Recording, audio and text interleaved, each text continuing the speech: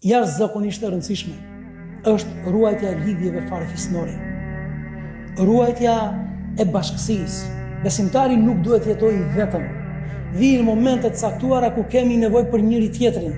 Shikoni se si ju bën pranë, ju gjendën pranë të dërguar të Zotit lartësuar dhe besimtarëve, familjarët, fisi, farefisi, njerëz të afërm të njohur, edhe pse nuk ishin musliman.